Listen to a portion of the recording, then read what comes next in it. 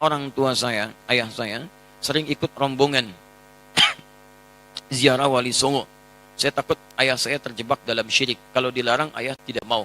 Bagaimana saya harus berdakwah kepada ayah saya? Teman-teman sekarang, teman-teman sekalian yang dimuliakan Allah Subhanahu wa taala, ziarah itu artinya kunjungan. Ziarah. Jadi saya menziarahi antum, berarti saya mengunjungi antum. Mau kemana Ustaz Adi? Mau ziarah. Mana? Ke Pak Lutfi. Pak Lutfi di mana? Di Lampung. Kan Pak Lutfi masih hidup. Ziarah itu bukan mengunjungi orang yang wafat saja.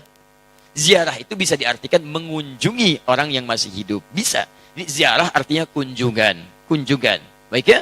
Nah sekarang, bolehkah kita mengunjungi orang yang sudah wafat? Boleh. Apa yang dikunjunginya? Kuburnya. Makanya ada istilah ziarah kubur. Mengunjungi orang yang wafat dalam kuburnya. Apa yang dilakukan? Mendoakan mereka. Jadi Nabi bahkan mengatakan, silakan. Lihat-lihat. Kuntu nahaitukum an ziyaratil kuburi fal'ana fazuruha. Itu dalilnya.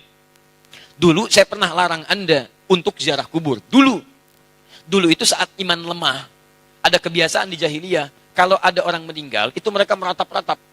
Ratap-ratap. Untuk menunjukkan bahwa orang ini orang baik.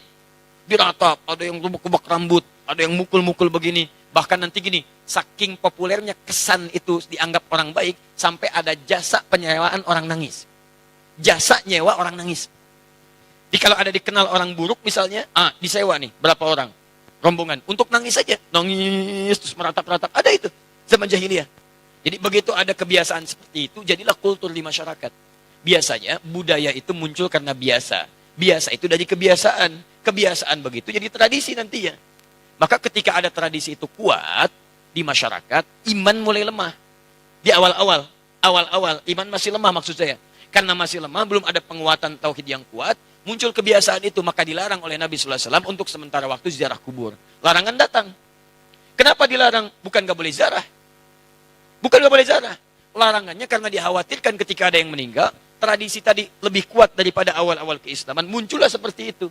Sehingga maaf, iman yang seharusnya muncul, teman-teman sekalian, itu terhenti, terbatasi oleh nilai-nilai tradisi yang tadi. Maka setelah imannya kuat, paham bisa membedakan, mana doa, mana diskusi, mana ceramah, mana ngobrol, ya kan? Mana kemudian teman-teman sekalian bisa mendoakan dengan baik, mana yang bisa meningkatkan iman, mana yang bisa mengurangi iman. Dari situlah kemudian, ini yang paling menarik, muncullah sabda Nabi, kuntu nahaitukum an ziyaratil kuburi. Dulu saya larang kalian ziarah kubur karena dikhawatirkan kalian meratap, minta-minta pada yang tidak baik. Fal'ana fazuruha. Sekarang ziarahi. Di ziarah kubur itu hukumnya boleh. Sekarang antum katakan, saya ingin ziarah Wali Songo. Boleh. Apa yang dilakukan saat ziarah itu? Turunkan lagi hadis-hadis Nabinya. Doakan mereka. Apa doanya? Salam dulu. Assalamualaikum ya ahlad diyar. Minal mu'minina wal mu'minat. Wal muslimina wal muslimat. Wa nahnu insyaallahu bikumul lahiqun. Ziarah. Bahkan antum kepada Nabi ke Madinah, ziarah. Begitu setelah selesai salat Raudhah, antum lewat Babu Salam, lewat itu kan ziarah. Assalamualaikum ya Rasulullah. Assalamualaikum ya Abu Bakrin. Assalamualaikum ya Umar radhiyallahu taala anhuma. Antum ke Baqi ziarah. Assalamualaikum ya ashaban Nabi sallallahu alaihi wasallam. Assalamualaikum ya ahlad diyar. Minal mu'minina wal mu'minat. Wal muslimina wal muslimat wa nahnu insyaallahu bikumul lahiqun. Datang ke Wali Songo, ziarah. Apa darahnya? Sampaikan salam. Salamnya yang tadi. Setelah itu apa? Itu sunnah Nabi, berdoa. Allahumma ighfir lahum warhamhum. Wa afihim wa'fu anhum. Wa akrim nuzulahum. Wa wasi' madkhalahum. Wa naqqihim minal khataaya kama yunaqqa thawbul abyadu minad danas. Doakan mereka. Ya Allah, alirkan pahala pada mereka. Ya Allah, berikan kemuliaan pada mereka yang telah membawa risalah dakwah ke Nusantara. Ya Allah, muliakan keluarganya. Ya Allah, berikan kekuatan ya Allah kepada keluarganya dalam keadaan yang terbaik. Selesai, itulah ziarah kubur. Lalu sampaikan ya Allah, kami pun sadar kami kapan pun akan diwafatkan. Maka wafatkan kami ya Allah seperti Engkau wafatkan mereka dalam keadaan yang terbaik. Sudah. Makanya kata Nabi, cara terbaik meningkatkan iman, mengunjungi, berziarah atau ingat pada kematian. Sering lewat alam kubur mengingatkan kita mendekatkan diri pada Allah Subhanahu wa taala. Yang tidak boleh, minta-minta di kuburan. Pegang nisan, kan? Pak, tolong, Pak, cucu saya mau lahiran, tolong. Makanya saya datang ke sini. Antum ngapain datang ke situ? Yang di situ saja nggak bisa keluar. Antum itu kayak yang di situ. Itu yang tidak tepat. Jadi yang dilarang itu minta-minta pada yang tidak dibenarkan. Kalau ziarahnya nggak ada masalah. Lalu bagaimana kemudian menyikapi yang seperti ini? Antum bikin zarah. Cari ustadz yang bagus. Datang kemudian, di bis itulah diadakan taklim. Terangkat. Ini loh risalahnya. Saya pernah itu. Ya, tur jejak Islam di Nusantara. Bukan Islam Nusantara, jejak Islam di Nusantara. Beda antara Islam Nusantara dengan jejak Islam di Nusantara. Kami susuri Pak, sampai ke Aceh Pak. Aceh, dari Aceh. Kami kunjungi makam Syekh Abdul Rauf As-Singkili. Datang. Itu saya terangkan taklim dulu. Syekh Abdul Rauf itu masuknya ke Aceh seperti ini. Kemudian menyampaikan begini, risalah Islamnya begini. Setelah itu kita datang. Mana buktinya beliau ada? Kita kunjungi. Sampai ke tempat makamnya dari hanya kuburannya. Masuk ke situ kita berdoa. Saya pimpin doanya. Begini cara berdoanya. Sampaikan begini, begini, begini. Sudah, ayo kita pulang. Saya sampai ke Lasem. Untuk menelusuri jejak Islam di Nusantara ke arah wilayah Jawa Tengah sampai ke Jawa Timur. Nah, ujung Jawa Tengah ke Lasem, saya tunjukkan. Ini dulu ada Sunan Bonang di sini. Teman-teman sekalian, nama aslinya ini.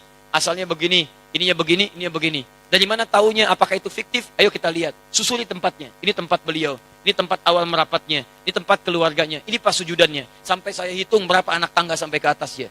Yang merawat tempatnya itu sampai pas sujudannya. Yang merawatnya namanya Pak Abdul Halim. Begitu antum naik sampai ke atas, sebelah kiri. Di situ antum temukan nanti yang pegang kuncinya Pak Abdul Halim. Ketika bertemu dengan beliau, indah sekali. Pak, ini bukan makam ya. Bukan makam. Makamnya itu bukan yang di sini. Ini cuma pas sujudannya. Pas sujudan itu tempat beliau kemudian memetakan wilayah. Berdoa kepada Allah. Minta diberikan kekuatan. Bersujud di situ. Sholat menghadap ke arah kiblat. Seperti Nabi naik ke Gua Hira. Lalu memohon kepada Allah beri petunjuk. Setelah itu berdakwah di lingkungan sekitaran. Makamnya bukan di sini Pak. Tapi yang di bawah. Disamarkan makamnya supaya tidak ada yang mengkultuskannya. Indah keterangannya. Saya ajak jamaah untuk mendengarkan itu semua. Tuh, kan? Sering tertipu kita. Makanya ditutup tuh pas sujudannya juga supaya tidak ada yang mengkultuskan itu. Cuman lihat ke situ, baik, terangkan. Kalau sudah seperti itu enak taklim kitanya. Di sejarahnya paham, ada tokohnya, ada bekasnya, kemudian kita mendoakan, setelah itu kita pulang, selesai. Jadi kita itu tidak harus saling mencolok, gak ada wali songo, begini. Alah, antum ini kenapa sih? Sebelum bilang gak ada, lihat dulu. Lihat, pahami, baca kisahnya, pelajari, ambil inspirasinya. Kalau ada yang meninggalnya, doakan seperti antum datang ke makam Uhud. Datang ke situ, antum doakan, cerita di situ, selesai. Seperti antum datang ke makam Nabi, berdoa di situ, bahas sekitarannya, pulang, selesai. Itulah teman-teman sekalian. Jadi kita ambil cara yang hikmah. Jelas ya? Nah, jadi kita pun tidak harus menyakiti orang lain, tapi meluruskan dengan cara-cara yang terbaik. Hikmah. Ya. Jadi karena masjidnya al-hikmah, selalu ini yang muncul. Allah Ta'ala alam bisawab.